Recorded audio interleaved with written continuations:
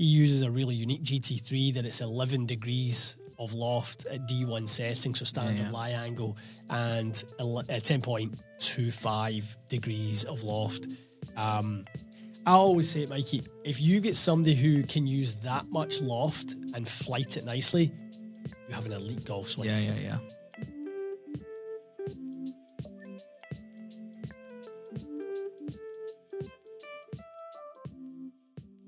Welcome back to the Golf Asylum podcast. This episode is going a week after kind of players chat and stuff like that, but the episode recorded the day after. The episode that went out last week, Arccos Air. Mm-hmm. We can talk about it now. Yeah. If you haven't listened to that podcast, I don't know what you're doing. If you haven't purchased Arccos Air or a rangefinder, I don't know what you're doing. Actually, in the description, there will be a link for a free 30-day trial. They'll send you a wearable, and you can use the link whenever. I think the link's active for like 6 months kind of thing. Yeah, so take advantage of that if nothing else. Totally. You know, I haven't seen what it looks like. Have you seen the little case yet? Oh, I've got it. Yeah, you have it too. I know, I've seen the rangefinder. I've not seen the Arccos Air case. Right. It's the same. Instead of it saying link, it says Air on the bottom. So our links work. Oh, do they? Our links work. It's the same everything. Interesting. For the sake of that, for 30 days, do you have to send it back if it doesn't? Probably, or you pay for the subscription. Right. But I mean, 30 days, if it's coming to golf season for people that are listening, no brainer. You got to try it. Absolutely. By this time next week, I would have used it for 4 rounds already. Yeah, so you need to come back with some feedback. Oh, I'll give you feedback. You need to use it. Ooh. Will you use it? You know, it's a bit, Not listen. there's pressure. On who? Me. I don't know why. I was saying this to someone else. I was like, you know, when you had the wee sensors in, you're like, oh, you better not shoot 99. In case somebody's watching. I know. Don't follow me. Delete the round. No, I will use it. I mean, why not? Link in the pocket. That's all you got to do. Absolute no-brainer. No excuses. Stats galore. You'll know your game inside out. What's good, what's bad, what you need to work on. I can send it to my coach. Exactly. What's your email? Don't send an email at gmail.com. Anyways, Arccos Air is now out. Yes. Yeah. Take advantage of that 30-day trial. You know, it was the thing that, for those of you who, if you haven't seen the episode with Sal, and we alluded to it in the kind of intro with Sal, that we left the PGA show really excited about one thing. Yeah. And it was that. Totally. It was marker or sensorless, you know, sort of data tracking. But the new app's good too, like AI strategy. Fantastic. The rangefinder's cool with I know. I'm excited to use wind and everything. Yeah. No, the only thing my rangefinder will tell me next week is roasting outside. I know. Oof. Is it going to be cooler? I'll come back the color of this microphone. Is it going to be a bit cooler? 90. It drops to 90. Is it? Why is it so warm this time of year? Bring it on. I'm with you. I'll be with the lizards. Would you not be with the lizards falling out of the trees, frozen? I'll be melting. Roasted. Can't wait. Be good. Nothing better than getting that first little. Oh, to be fair, I got burnt in Mexico. I was peeling skin off like paper. I know, I was. Oof. The day we recorded for your channel, your head was flaking. I mean, I got a skin fade the other day, and I thought it was snowing. Poor guy's going. He's like, Ian, I think your skin's a bit dry. Like, I mean, obviously, people get dry skin on the top of their head. Like, I had it round the side. Obviously, I'd get burnt. I know. And there's nothing worse getting burnt. But I did not feel it one bit though. I know, but you burn fast. The first one of the year, you get it under your belt, and then that's you. Yeah, you're good. Good base layer.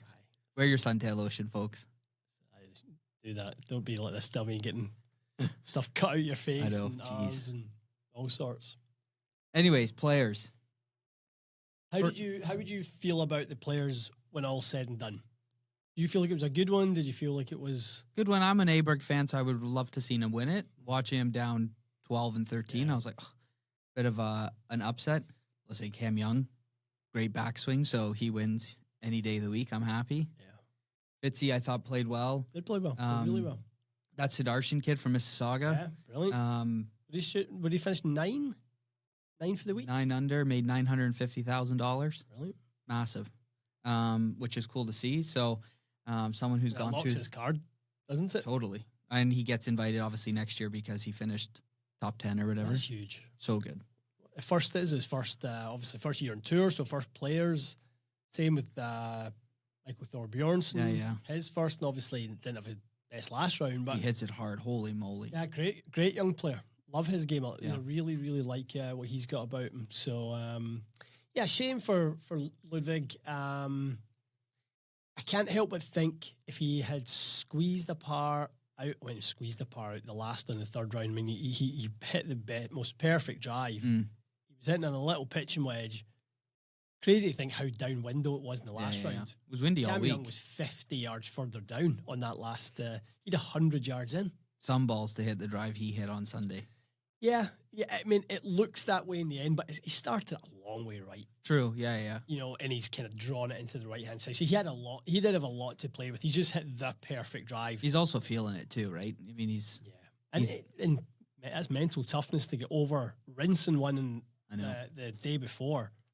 Good on that's you. true. Yeah. You know, he stood up there and he's kind of like, he didn't overcook it. He just hit it on too tight of a line. This time he took a more conservative line, had the similar amount of curve it looked like anyway in the tracer, and you know he's hit a lovely shot. But yeah, impressive.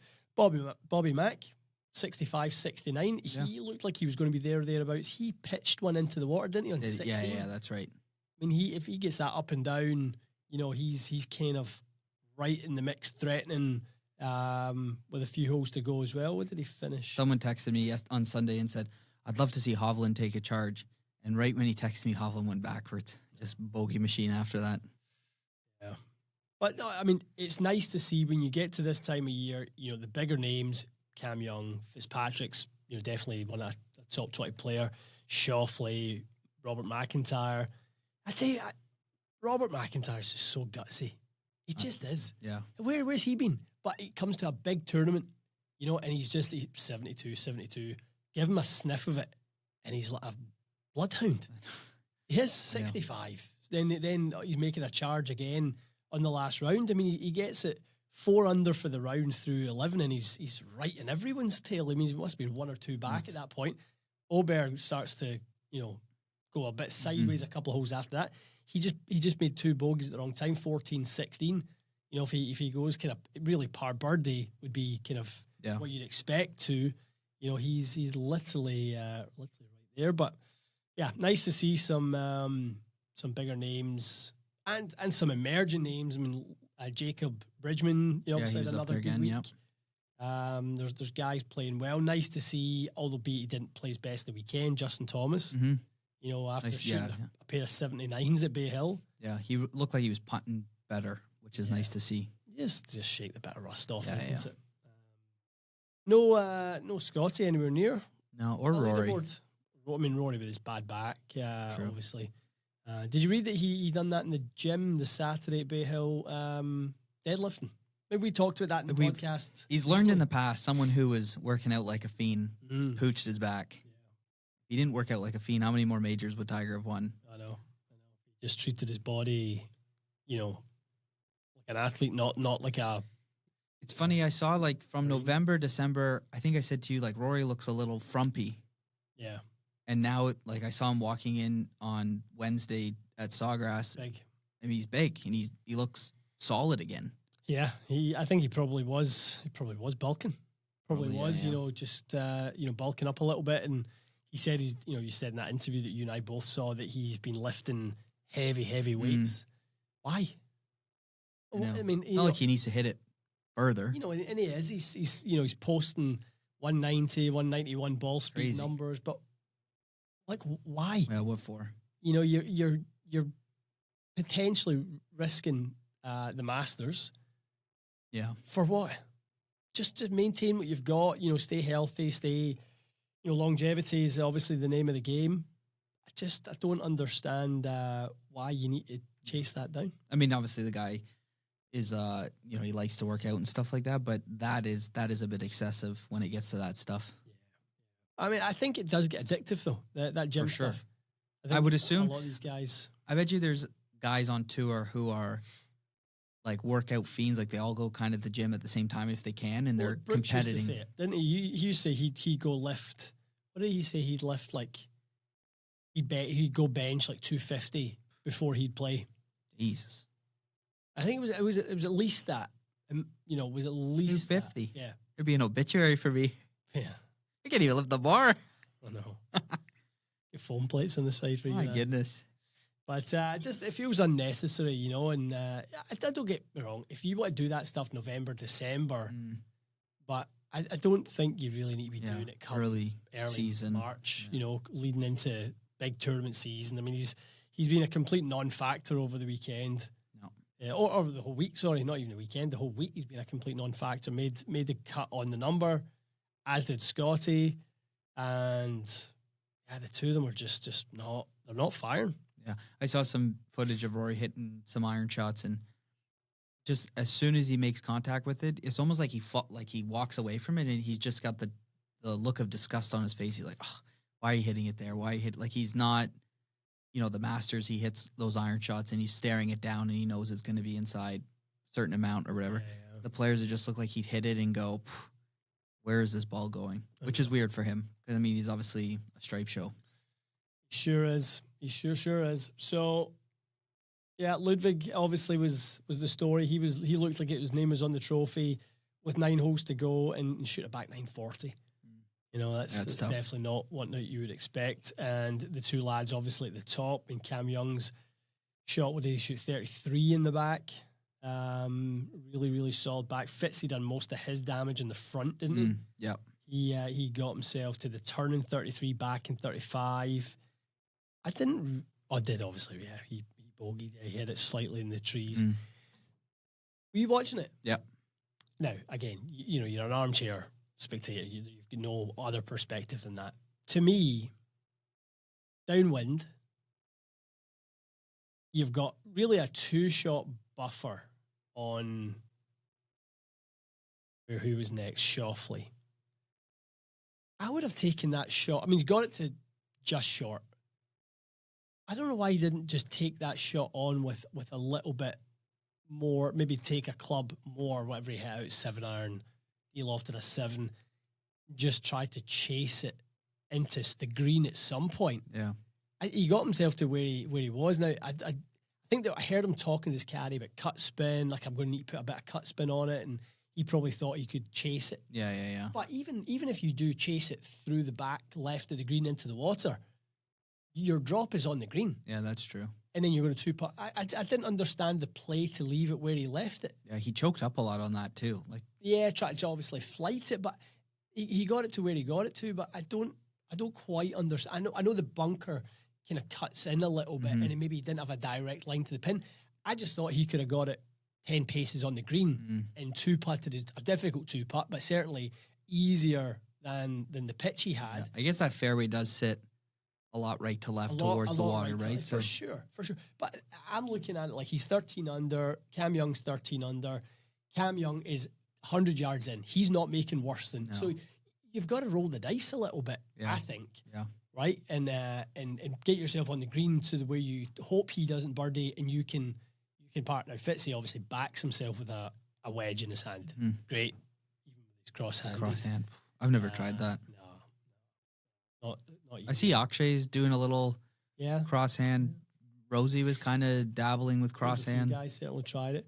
I just thought it was a bit too safe for me with Fitzy. Like, if he makes 5, he makes 6, you're going to win it. Yeah. At the end of the day, what's if he loses the money and he ends up making double and he's tied with Xander? Okay, you're a bit bummed at the money, but you're not really at that point thinking about the money. No, you're trying to make 4. Yeah. I just would have loved to see him take something a bit more. You're not telling me Tiger Woods wouldn't take on something a bit more there.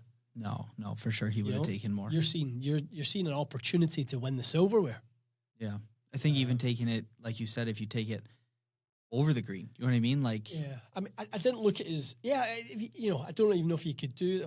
I think over the green. Well, over the green, then you're at least pitching back into the wind. I don't know, maybe. I know his ball looked like it was sitting down a little bit in the pine straw. I didn't even see him try to kind of like open up the back of it with the pine straw, which is weird because something where you can apply a little bit of connection. I think it was I don't know, 11 or 12. Cam Young was in the trees on the left, and he was like gardening. He was moving the pine straw everywhere. And someone said to me right away, they're like, "Can you even do that?" I'm like, "Well, it's loose, so you can." But you're right. I'm surprised he didn't. He didn't get in amongst it. Yeah, weird. There's no one, I think, more probably strategically aware in that situation than him. So I guess it must just be, again, the armchair spectator that thinks that that's all those options were on the table. Maybe they were not. I still do think, though, on the line he hit it, he could have hit it 15 yards further, gambled a wee bit, and he could have got a putter in his hands for the next one. That's a good point. You don't want to putt past the pin, though, because I thought Cam Young was going to make that putt, his birdie putt, and that thing cooks so hard left to right, downhill. Yeah. Hot take on the players. $850 plus tax to play their prime time. Those greens looked horrendous. Why did they look so bad?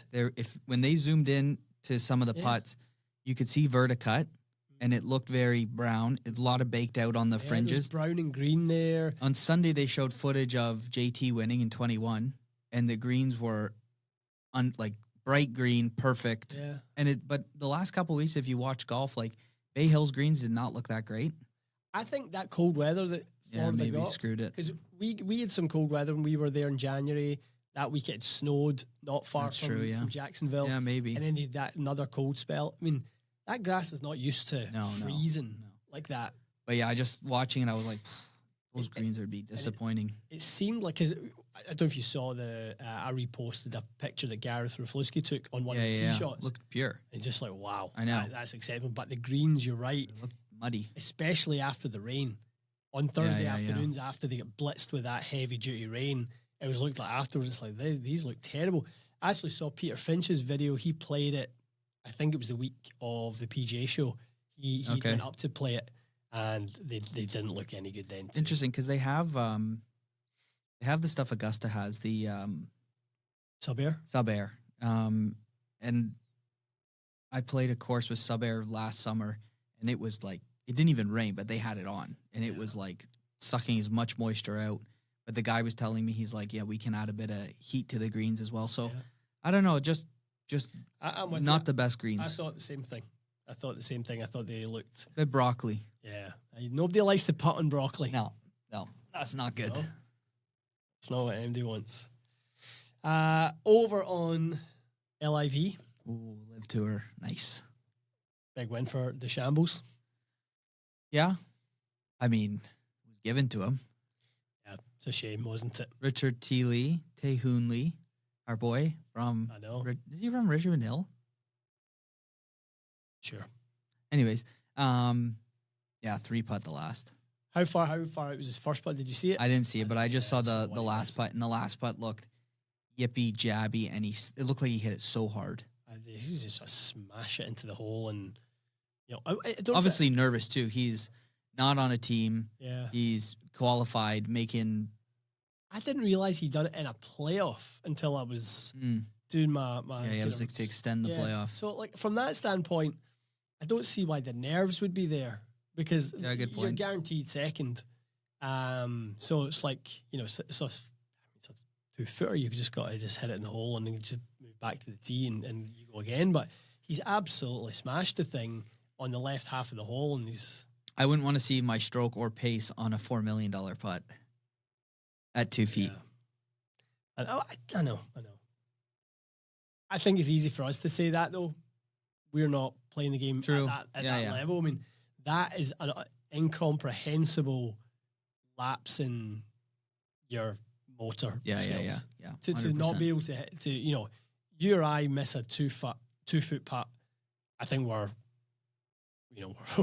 mad. We're angry.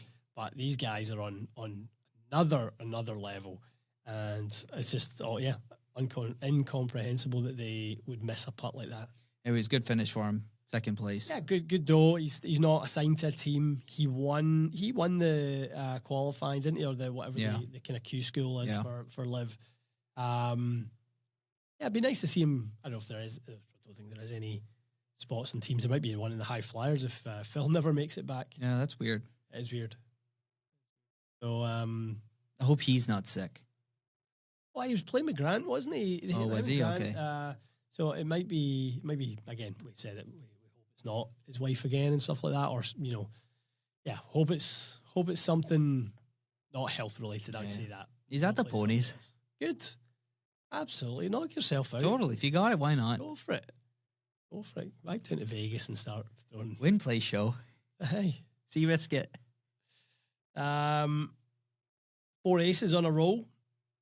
Back-to-back wins. Is that the team you would support as a LIV fan? I mean, I can't in my heart strings pull towards the Majestics, but they're absolutely dot cotton. They're rough. Obviously I want to see, but nice to see Westy actually. He came back and he finished solo third, which was nice, but Poulter's nowhere near it. Sam Horsfield's a hell of a player, but he's nowhere near it. I don't think Laurie Cantor's really done much yet. I mean, that's the thing. Laurie Cantor, I understand, you take the guaranteed dough, go over to LIV and stuff like that, but he's finished 42nd this week. He's 7 under through 2 rounds. Like he'd been in the players field this week. He had his PGA Tour card locked up. I don't get that. He's not going to make team money because the Majestics are not anywhere as a team. No. It seems like it's Rippers and 4 aces that are the 2 teams to beat. Which is interesting because obviously Legion 8 are the ones that seem like they're the stronger team. So this was a question. Is the whole team thing catching on? I look for it now, whereas maybe I didn't look for it in the past. Only really, again, I just don't want to see how Anthony Kim's doing. Yeah. I forget that there's a team aspect to it. Like you asked me earlier, who won last week, and I honestly couldn't tell you. So, maybe, I don't know. I know the PGA Tour is thinking of having some type of team aspect. Are they? The CEO announced some changes to the PGA Tour, and he wants to have, like relegation and stuff like that. Good players and, the players that aren't playing well, they kind of skip out. I mean, they're just trying to reinvent LIV, really. What are they doing with that? I thought the opposite. I thought everything. They're trying to make it, I don't know, cool, I guess. Who knows? Who does know? I don't pay attention to the team whatsoever. I mean, my biggest thing is they're in a swing where it's at the wrong time of day, So you've got what they have. They had Riyadh, then they had Australia, then they had Hong Kong, then there was Singapore. So 4 events they've had, and it's just complete opposite time of day. We all watched the Anthony Kim thing, of course, that, but we watched the back 9, or we last watched 4 the holes, last round or whatever. But other than that, I mean, I wasn't staying up to watch any of the Singapore. I saw in Singapore, Bryson had a shot against bunker, ball well above his feet, choked down. He's fallen basically face first. Someone was like, "Oh, that's what happens when your wedges are 9 degrees upright and stuff like that." And your sand wedge is 37 inches or whatever it is. And rough. Oh, he still won. He did still win. Yep, good to see. We were looking at the schedule, weren't we? So they've got an event this week in South Africa. Yeah. Where are they playing? Leopard Creek? No, it's the club at Stain City. Oh, okay. And then they've got a month off. I mean, obviously, a lot of those boys will play Masters. Will they? A lot of them? I mean, they've got how many players in the field? They've probably got, let's see, how many played in the field last week? It was... You'd imagine they've got 60, 58 players. Are they going to get 8 people in the Masters? And then you'll have Phil, you'll have Sergio, past champions, obviously. Bryson. Schwartzel, Bryson's his world ranking's high enough, yeah. Oh, in recent major winner. John Rahm. Yep. He's a Tom McKibben from winning the Hong Kong. Yep. Louis. Mm-hmm. Bubba Watson. Yeah, so they've got some past champions. Past champs, they might end up with 8 to 10, but really from past champion status. So you've got 10 or so out of 60 going to play. So you've 50 guys have got a month off. Which I'm sure they'll quite like it after been traveling. For sure. Like an Asian swing, that type of thing. The next event after that, I think they go to Mexico. And then I think they're in the US. Yeah, they go Mexico, then they're at Trump National in Washington. But again, that's, the Mexico events on April 16th, the week after the Masters. Then the next event after that is not until the second week in May. Second week in May in Washington. That's a risky one. It could be freezing. Aye, could be a wee bit rough. Then back out to Korea, then to Spain. It's too much. It's all over the map, isn't it? Too much. I don't know. The whole thing to me just is still not. It's just still not there. I mean, honestly, looking at after that, they're nearly done. Bayou Oaks City, never heard. In Louisiana, some of the places they play, JCB, that's not even in the top 100 courses. Not even the top 100 courses. Yeah, exactly. Then Bedminster again, another Trump course. Then they're right at the end of it. They're the club at Chatham Hills in Indianapolis. I mean, their choices for courses are absolutely shocking. I heard somebody talking even about the Grange, where they play They're saying like that's a great event, but it's not one of the better golf courses. Interesting. Ryan Ruffles, it was actually. I heard him saying talking about that. He was like, said it's not one of our better courses. Said obviously you're spoiled in that neck of the woods, the amount of good golf courses, but he said that's not one of them. Yeah. I think a lot of those other top courses in that area are a little too prim and proper to be hosting a live event. Live event's more of a party. Yeah. I mean, yeah, they had one at Orange County National, remember? Yeah. I guess that was COVID, right? Yeah, I think it might have been. I just don't understand why they're in Hong Kong. That's a bit of a, they've had the Hong Kong Open there for years. That's got a bit of history to it. Yeah, of course. Lovely course at Fanling. Where do they play in Spain? That is Valderrama. I think that's one of the. Okay, so that's a good one. Yeah, Real Club Valderrama, Andalusia. But other than that, that's the only one really you're saying is a top venue. Live Canada. Where's the Canadian Live event? It almost was it. I know. Where? Crazy.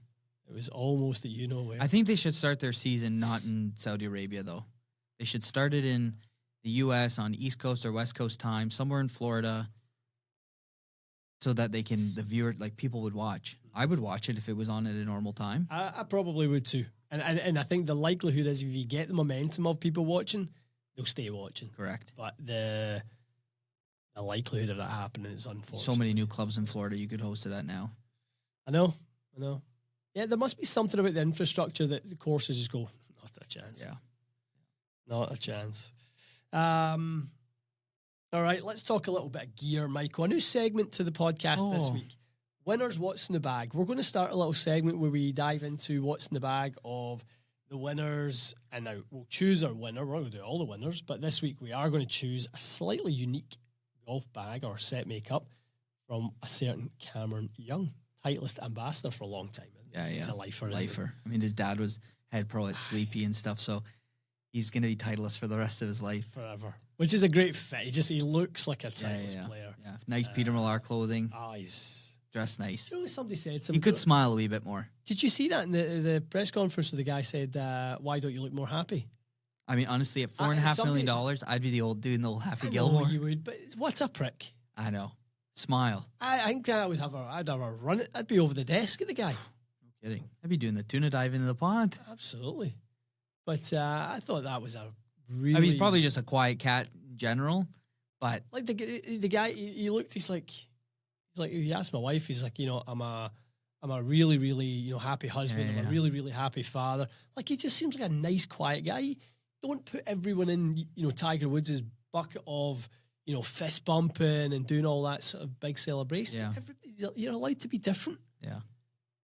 But he could smile a wee bit more. Some people just don't smile. Some people, there's a lot of people just don't like smiling with their teeth. I mean that though. I know what you mean. There's a lot of guys there's footballer Roy Keane that I always watch in podcasts. You watch Keano, he'll smile, but he'll keep his mouth shut. A lot of people don't like smiling. He actually says he doesn't like smiling. That's one thing. That's rough. Overrated thing. He says, overrated thing. Parties. He says parties are overrated. Smiling, fireworks, and leaf blowers. So he said, well, he's never gardened once in his life. He's probably got a team of gardeners. He says, you blow them down the street, then somebody else blows them back. That's what ends up happening. You got to smile. Smile and laugh. I mean, Well, Or at least cry. Do what you want to do. You don't need to please MD. No, I know. You know, there's no prerequisite celebration. Yeah, he's probably just a chill guy. You know, some of these guys are just like, you know, they're just so laid back. You know, he maybe thinks he should have done this a long time ago. Probably. You know, maybe this to him's not a huge surprise. Like he knows how good his game is, and so yeah, don't get me wrong. Like he's just not a smiley guy, but he never has been. You know, even Ryder Cup. You know, did you see much out in the Ryder Cup? And he's playing in his home state. I know, not much. But anyway, what's in the bag for Cam Young? Let's start with an interesting one with the golf ball. Yeah, I know nothing about it. Double dot. Double dot. This is as tour sauce gets. A double dot Pro V1X.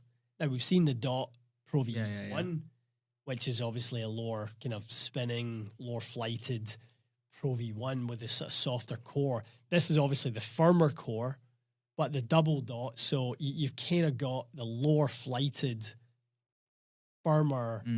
I would imagine the X portion is core, right, and the double dot portion is dimple pattern and cover material or cover sort of, you know, just the sort of softness from the cover. But apparently it's a lower flighted Pro V1X. Interesting. Which maps to the rest of his bag. So when you go into, he uses a really unique GT3 that it's 11 degrees of loft at D1 setting, so standard lie angle, and 10.25 degrees of loft. I always say it, Mikey, if you get somebody who can use that much loft and flight it nicely, you have an elite golf swing. Yeah. He's got an elite golf swing. That. You know, loft coming down is a crutch generally for a bit of a poor golf swing. Right. When you can use more loft and still flight it through the proper window, that's the real deal. He had been using shafts like 10C 1K Orange. He'd been in that for a while. I can't remember what he was in previously before the PD. Do you remember what it was? No. But I remember seeing him in orange for sure. He was in orange for quite a while. But back to Diamana PD 60 TX. And then this is where it gets interesting. GT1 fairway wood. That was the one we talked about yesterday. Bigger footprint. The Titleist's answer to the TaylorMade Core fairway wood. PD 80 TX in that one. So it really goes up in the weight. And then he goes into a GT1 20-degree hybrid. So again, for most people, they go into those fairways to get the ball up. He's getting into it because he's going to offset how much he obviously leans the shaft.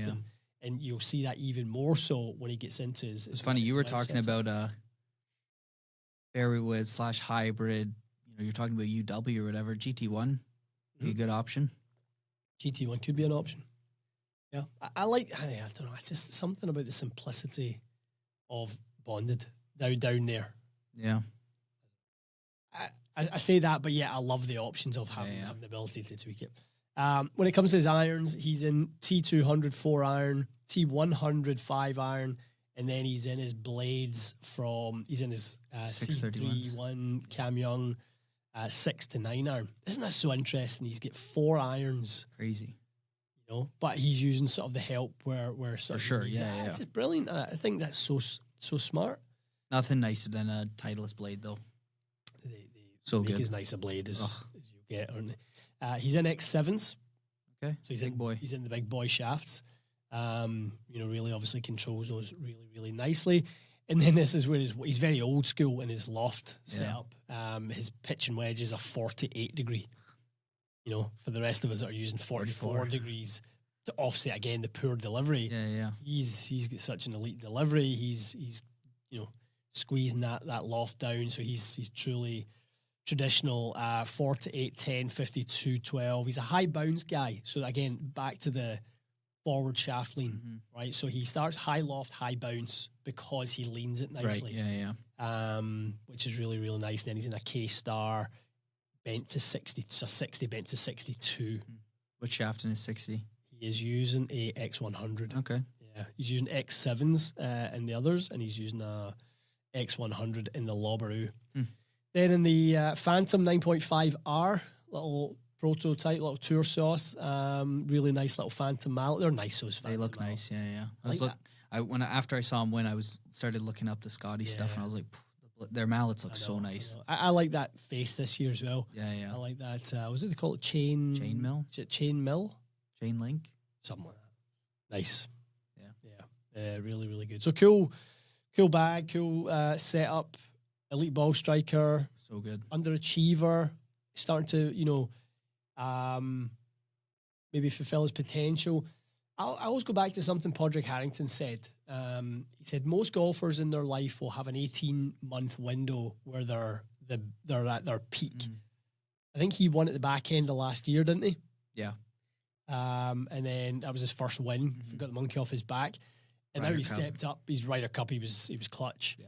And now he stepped up in a big one and caught himself a big one. So you might want to sort of run the hot hand of Cam Young for the next 12 months. He was peaking at the right time. Yeah. And honestly, that statement of Harrington's really rings true when you look at so many golfers. He always says there's so few of them have sort of like double spikes in their career. You typically get like a Jordan Spieth-esque spike, and then back to that, you're kind of back into the pack a little bit. And there'll be others that Luke Donald had that in his career, Lee Westwood had that in his career, where you just have that sort of like, elite moment in your life. And he said he had it when he won his majors. How many did he tuck away? Three in that majors, spell? yeah.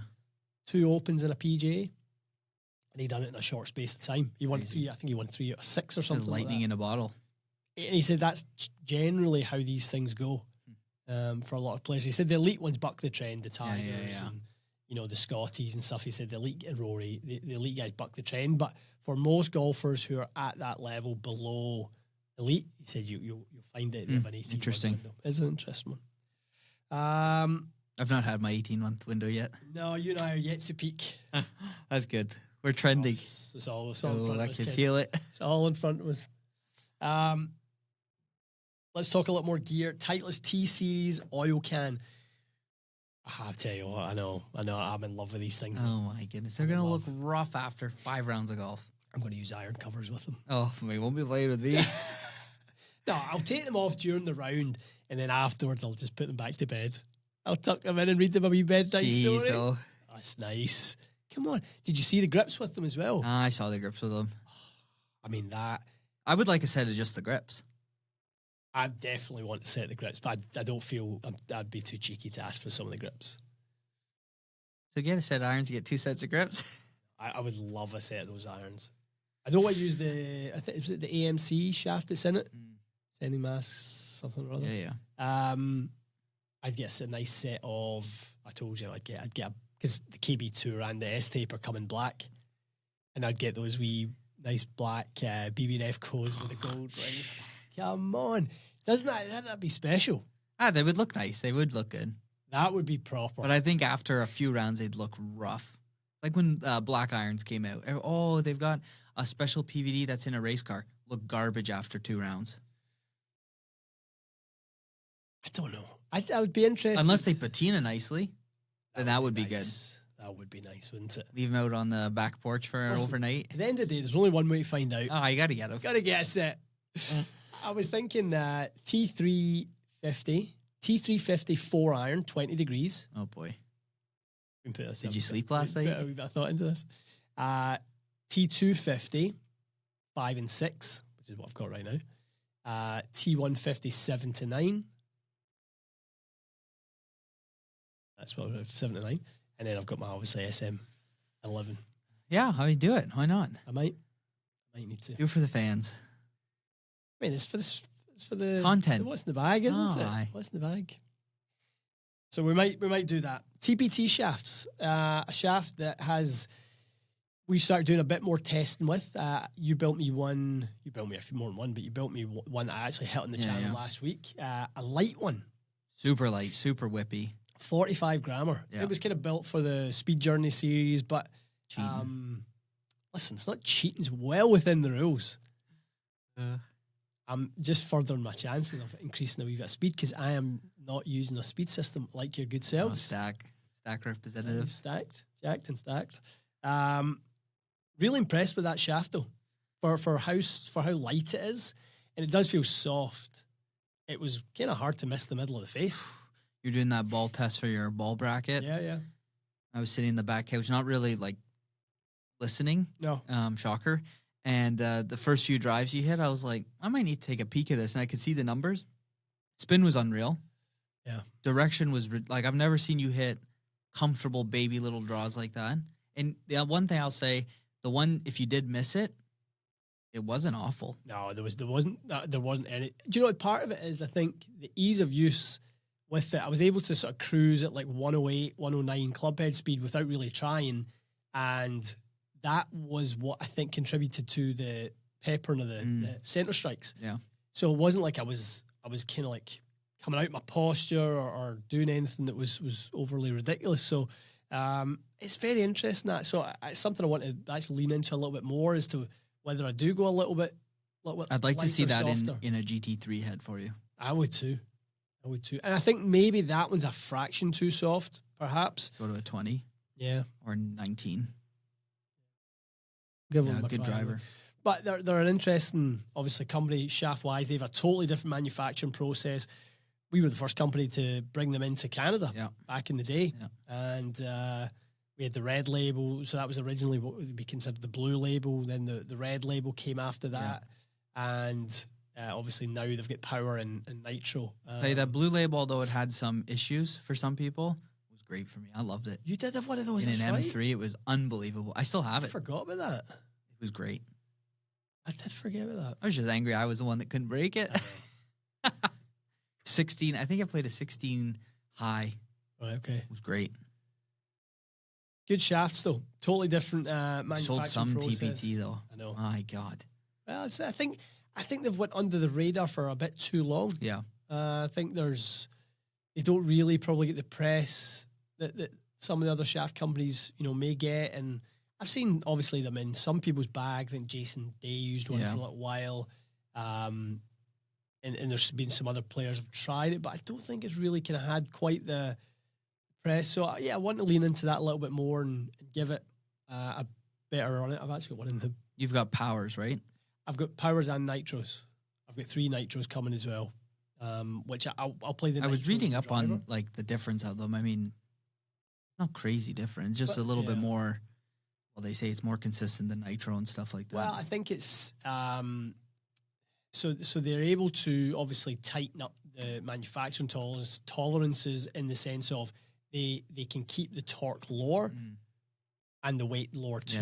So they don't need the shaft to necessarily get heavier to make it stiffer. It's a manufacturing process that keeps. You can have a shaft at 55 grams that's like 2.9 degrees of torque, that type of thing, or maybe 3.2 or 1 or something.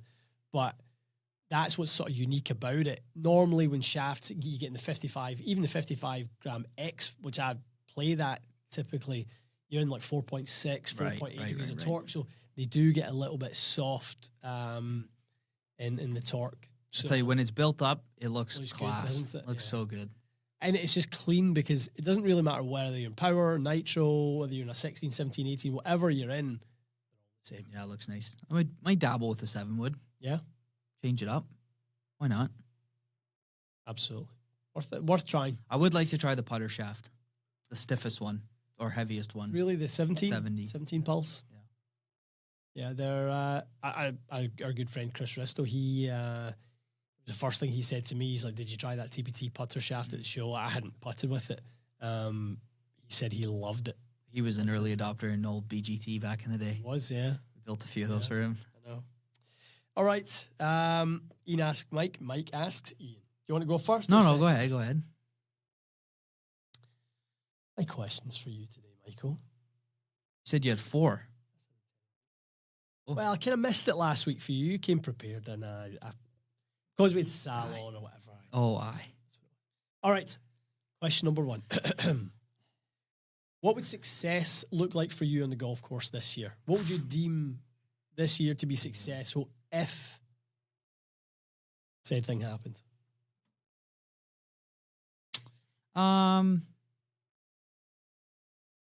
Oh, that's a good question. Thank you. More consistent play with less of a, in my mind, I'm always like, oh, there's always one hole that kind of bites you in the butt. You know what I mean? And I'm talking like it's a double. So my double avoidance this year, if I can reduce that or make it become 0 around my home club, or even if I go travel and play somewhere, I just want the game to be consistent enough where I'm not having that one hole, because I'll look at the scorecard after and go, if I just brought it home in par or even a bogey, you just see the score fits a little bit more of where I would like to see my score be. Obviously, this summer, I am closer to a lower handicap, but I'd love to see it actually stay. Once you hit 0, I'd like it to stay 0 and not after 3 weeks it goes back to a 1.6 or a 2.1 kind of thing. Right. And that's just consistency more than anything. Gotcha. What is the one club people can add to their bag that will make a difference, and what is one club they shouldn't have? Well, I shouldn't have a 60 degree. I mean, it's all obviously, what the player needs, course dependent, but I do believe, because I've used it now for a year and more people are interested in trying them, I do think the 7 wood for the stick, isn't it? To get rid of whether it's a long iron or maybe some of those hybrids you see, like the TaylorMade Tour one, something that's really narrow, and it's also may not be super forgiving. So I think the 7 wood could help a lot of people. Mm-hmm. And the club that could hurt them was 3 wood. Yeah, for a lot of people, it's. I mean, I think for a lot of people, 3 wood and 60 degree would probably be the 2, or like a 2 iron, right? That type of thing. But I think 3 wood's a really good shout. I think 3 wood demands too much for people off the deck from 15 to 13 degrees. I mean, I struggled with it forever. I've always played a 4 wood or something, so I can hit a 3 wood now better. But still, there's times you hit off the deck and you miss it a touch. It's not helping you whatsoever. Yeah, and like I said earlier, I really do think that loft being that low, unless you've got real speed, it is a crutch for poor golf swing. Yeah. Okay. Question number 3. What's the best golf advice you've ever been given? Take 2 weeks off and quit. Best golf advice. Oh my.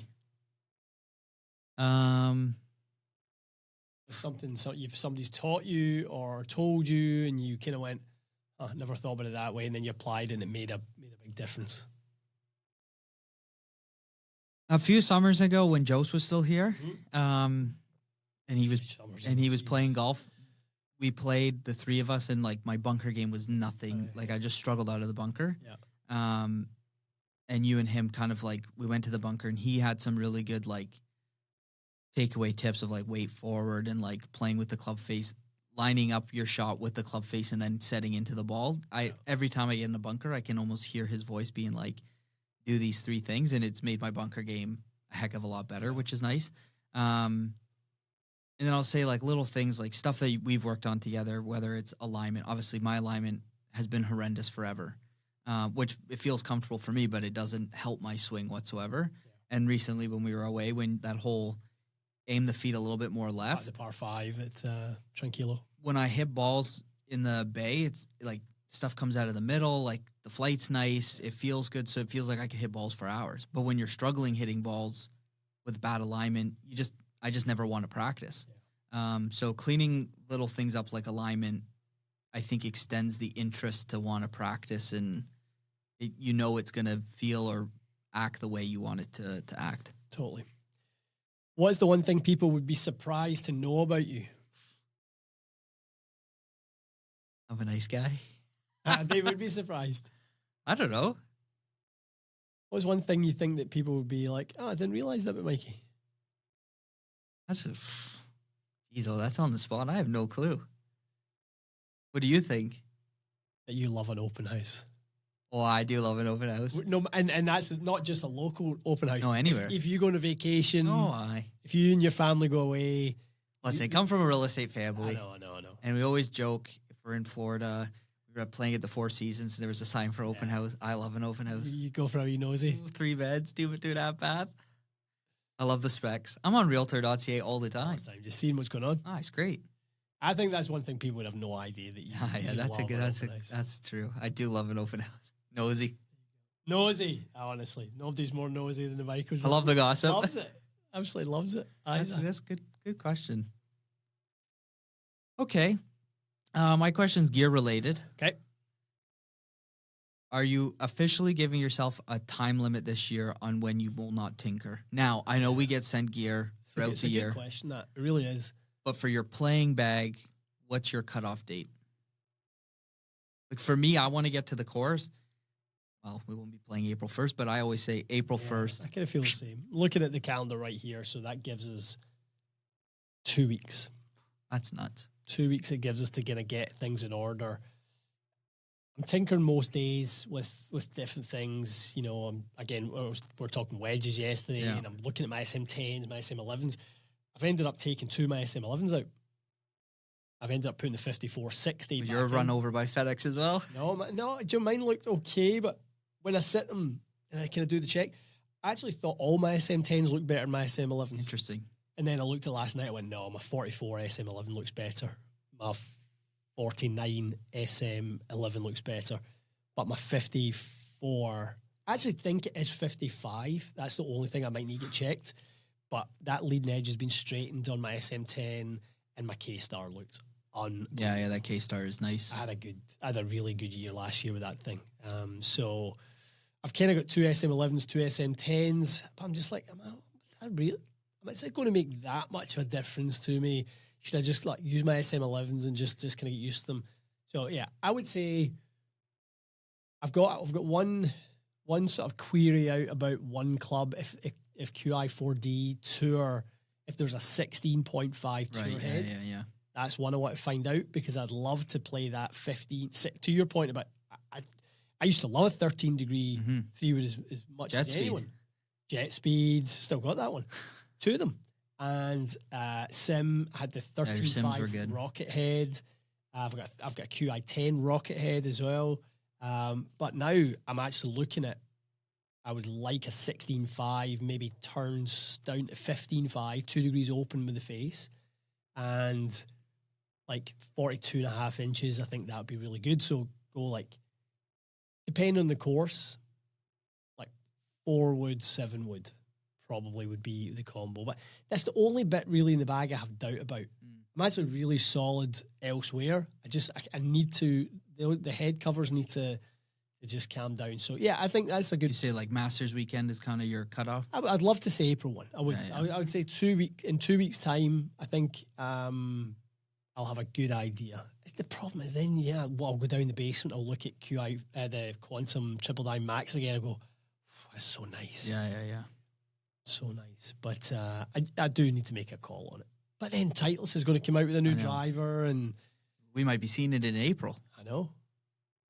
So that's going to be a problem. That's a tough thing that you've got. I was speaking to a friend who listens to the podcast from Titleist, and he was saying, I asked him, I was like, are the players chomping at the bit to put it in the bag? And he goes, there's a few players that are, that's why they've got this. I've had people ask, this seems like an earlier release. It is a little bit earlier, but I think players are just dying to put it in the bag. So we shall see. I think it'll always be one of those things, though. I think it will be a slow adoption. And I think, there'll be a huge buzz about it. But GT3 and GT2 were 2 incredible drivers. Hall of Famers. So I don't think people will be really, once they hit it, once they get in the course, I think it'll be a bit slower for them to commit to it. Because obviously, you've got that 3-month period where you've got the PGA, you've got the US Open and the Open. Yeah, big. So it's not going to be that easy to start flailing about your That's equipment at that time. That's the only downside of it when it seems like they're going to launch this. It's going to be right in the window of major championship season. Yeah. Which isn't ideal. So I can't imagine a world in which I don't put one of those in the bag. Yeah. 2 more. What golf shoe are you going to wear this season playing? And do you want to test more with golf shoes? I do want to test more. I have a feeling in the back of my head, like, that's like the next thing, like golf ball testing. And like a few years ago, people almost didn't really care. And there was a lot of buzz about golf balls. I feel like something's going to come out with shoes being like, this shoe with this insole is better than, and I'd love to see the performance difference, because I would change. If someone said golf sandals are better for your game, sign me up. Well, I think the people too. I mean, obviously, there's huge buzz about the painter shoes. People really are big on these painter shoes. I'd love to try them, but I just feel like the way I feel like this is a Titleist sponsored podcast. If you'd like to sponsor Titleist, but I do feel like I just think when it comes to that, if I hear about advancement, I just feel like it's going to come out of TPI. I know. And I feel like if anyone's going to have a breakthrough with the shoe, now they're already really heavily deep in R&D when it comes to shoes, but I do think if there's going to be a breakthrough, I think it will come from those guys. I think it'll be Greg and Dave that are doing some research, and they've got all of their new tech there now. I mean, it's fully kitted out. It's all been recently renovated, and I think the guys are going to come up with some stuff that will, be impactful for shoes. Like I look at, I look at the potential impact that even like insoles or the banking of shoes to keep weight, more inward. There's a lot to be said for like the longest drivers in the world on the way down. It used to be always the way you'd look at old videos of like Sam Snead and Byron Nelson. Their knees used to kind of go apart. Yeah. But it's almost like when you look at the strongest guy, the fast guys in the world, their knees almost like slightly knock in now, and it's like there's things about that. So can you guide the weight placement? We know that we don't really want the ankles to rock too much onto the outside of the trail foot. So can we almost keep that pressure inward? That was something Ryan and Roblard worked on down at his place was kind of keeping that weight, almost the pressure like wedged into the insoles. So I agree with you that shoes are going to come a long way in a short space of time. I'm not married to a shoe yet. No, I honestly haven't really looked at. The new Pro SLs that you like those? We got. Yeah, I hit balls. I haven't worn them days. yet. Really good, really comfortable. Yeah, lots of traction. I like them a lot. Interesting. You're with the boys on the golf course. Walk or ride? There's nothing like a walking round. I know. With a Moto Caddie. This podcast brought to you by Moto Caddie. I love that thing.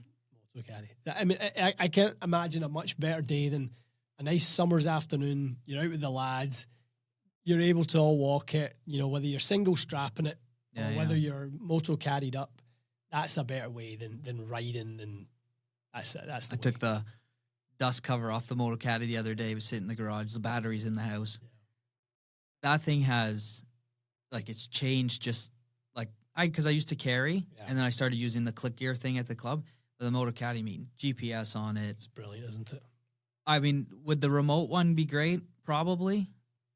But also, I'm so used to it now. Yeah, it's honestly, it's not that big of a deal. Yeah, I'm so used to mine. I've figured out, you hold it down, it can go for 60 yards. It goes dead straight. So, I mean, because I enjoy a walk with a caddy, right? Yeah. Of course, there is no better way. You're just out for a stroll. But the Moto Caddie is just it's the next game best changer. thing, isn't it? So good. It's the next best thing to. Yeah. The only thing is that I like an evening round with a cart. Go play a few holes. Yeah, that's fine too. Right? Yeah, that's a nice feeling. But to play and ride every day, I'd be bored. No. I don't think you process the round quite the same way as well. And no. I think you need a little bit of time between shots. So walking. Good. That's our questions today. Good folks. today. Quite good. Very good. Right, community questions. Have you got any? I made those all up because I didn't write them down. Oh. Community questions. Please hold while we play this music. Ta-tum, ta-tee. A couple questions. That's quite good. What shaft is Ian using in his new putter? Currently, it's just the shaft that came in it. It's the Scotty, but that will not be there for long. I'll dabble. I'll probably put in. I probably will put in one of the TPT pulse shafts.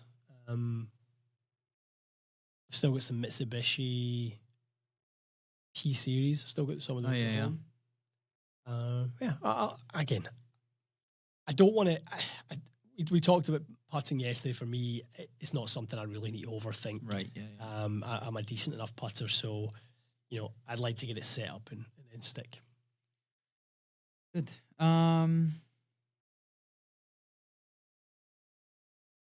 Axiom shafts in the iron. Thoughts on general feel, benefits? Feel and benefits. Yeah. I think I'm not a great lover of graphite, really stiff graphite shafts and irons anyway. I think a lot of that feedback, that vibration that's lost through the dampening from the carbon fiber, I think it's not what my preference is. I like the feedback from steel. So not something I'm a huge fan of. Yeah. The tough thing too is like the 100-gram graphite feels great, but when you get heavier, because you have to put so much.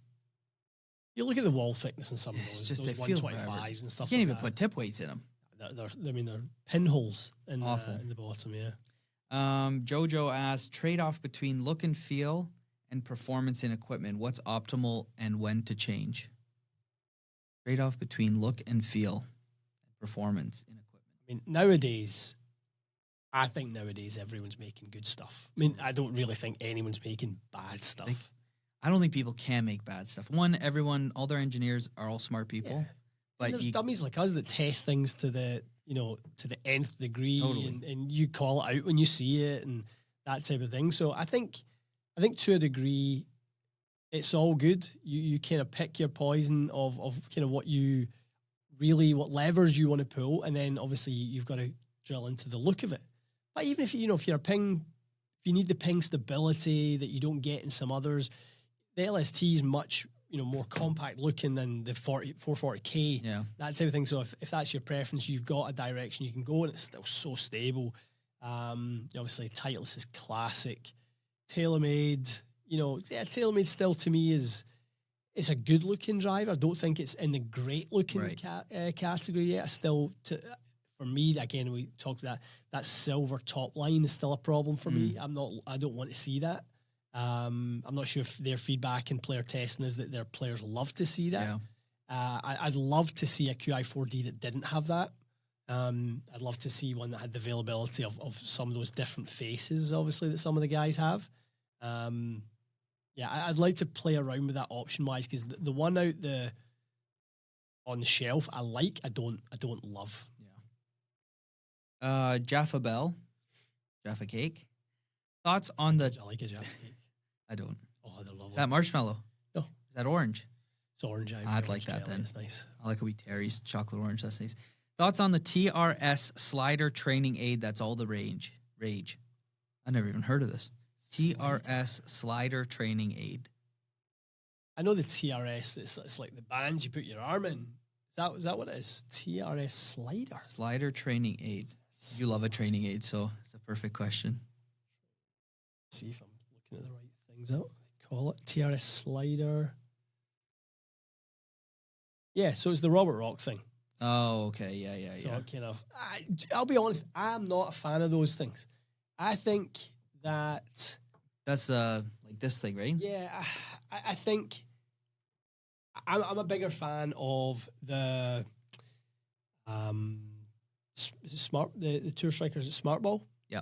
I'm a bigger fan of inward pressure rather than sort of like outward pressure, because I think if your arms, I want to be able to feel like my arms kind of stay squeezed in rather than something stopping them going out, if you like. The old driving range pro, keep the triangle or whatever.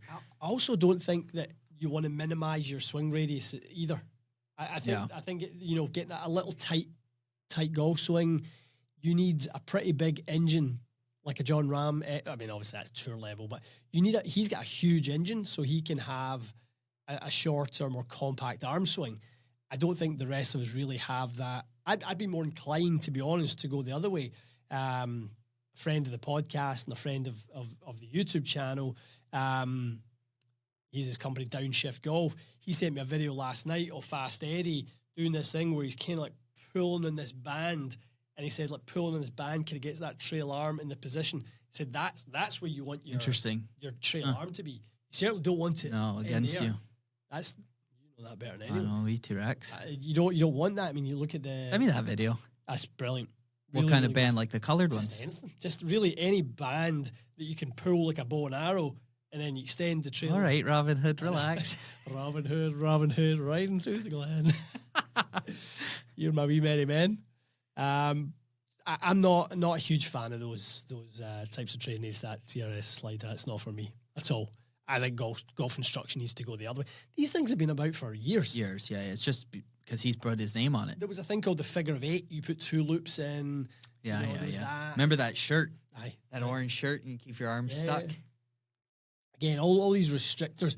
I mean, you'll never feel a worse golf swing than when you put your arms in. Oof. I just think like when you're literally just doing that, you're flicking at it with your hands. That's not it. No. We know that's not it now. Yeah. Well, that's all the community questions I got. Lovely. Good stuff. Thanks for listening. Good episode today. Thanks for being part of the community. Well, hopefully we've touched enough things. And obviously, guys, you are going to be hearing this podcast the week after it was really relevant to talk about the players. But we did have an episode in last week's episode with Sal that we think was much more important for you guys. But we can't miss talking about the players. No, it's just one of the major weeks of the year and all the other nonsense that goes along with it. So major week, but not a major event. By the time we are back together podcasting, young Michael, we're going to be here 2 weeks from today. So that'll be the 30th. 30. You're back by then. Yeah. So we'll be back here on March the 30th, and it'll be released on April 1st. So by then, both you and I should have our bag organized and in place. Is that likely to happen? Can you say, put your hand up to the sky? Minus the title list? Michael, David, Martasevich from Manitoba. Tell them that story. Oh, my fake ID? Your fake I'll tell you, it worked. Your first PGA show? I got in the golf industry, I was young. You were a young pup. And my first PGA show, I was 18 years old. I couldn't drink in the United States. Well, my fake ID working like a charm. His wee hand was going like that, just sliding it across. I still have it. Rocco's Tacos. Never taken. Michael, Andrew, Martasevich, can you solemnly swear that your clubs will be set by April 1st? Yeah. Minus the Titleist release. Fair enough. Because I'll put all those in. You're making the best decisions with the information you have at that time. Yeah, 100%. You'll be pretty much set. Yeah. That's a wee face you made there. I know. For those who are not watching. I'll just reuse the same putter for now. You're not quite sure with that, are you? I know. Because you said last episode, I've never really seen a Michael putter. And then I couldn't sleep for 3 days. A what putter? You said, I've never really seen you use a putter and go, that's it. That's Mike's putter. I know. Do you know what? That's true. I've never seen you use a putter and thought to myself. And now we can't even get fit for putters. Now you can't sleep. Oh. No, I'll continue with the odds for do now. a wee bit of you were good with that. I did say that also. I said you were good with that thing. So maybe a fresh grip. What you got? Deep edge? It's that Ping mid-size cord. There's a new deep edge. Obviously with Super Stroke. Oh, really? We saw when Rick and I were down at that Golf Galaxy when we were down in Florida. We saw the new deep edge. It's not the OG. I know, but it's pretty good. Pretty good. Okay, enough waffle for this week. Hope you guys enjoyed it. In the morning, we're having waffles. The kids love that, Shrek. Enough waffle from us. We'll be back. Thanks for listening. Once you're back. Like the pod. Share the pod. Comment. If you think this is of any value, if there's enough gear talk or enough whatever talk and you enjoy it, we would love to see the podcast grow a little bit. 100%. Of course we would. So, we'll make a push over the next couple of weeks to start kind of pushing it out there and let's get it growing. Let's 100%. get it going. We're going to get some sponsors on the podcast. We're going to... Once we get the Buzzsprout login, thanks for everyone replying to my text. Did you not get that? No. I don't have it. Well, no one replied. That's hilarious. It's not really hilarious. But the guys will be watching this when they edit it, so... No, don't send it to me next week. I'll be on vacation. They'll take your bullets. Are you doing a podcast solo next week? No, this is the podcast for next week. All right. Jokes. Don't worry about it, folks. We've just let us spend the day. I know. Sal's coming out. This one's going to the following week. Right. I can't do one out my co-pilot. I kid. Copilot. Google. That could be a nice sponsor. This is brought to you by Copilot. We're going to get a few more guests on the podcast as well. So if there's anyone you'd particularly like to hear us on the podcast with, let us know in the comments below. But feedback, give us your feedback. Let us know. Participate. Let us know what you think of the podcast, things that we can improve on. Thumbs what do you it want up. to see? Thumbs up, like it, share it. Tweet it. Tweet. Do people still tweet anymore? I don't know. Exit. I do, but it's all political. Okay, guys, have a great week. Michael, have a great vacation next Thank time you. we see you. Oh, it'll be Bronze It'll Adon. be 50 Adonis. 50 Shades of Brown. I'll take it. All right. Take care, guys. We'll see you again next time.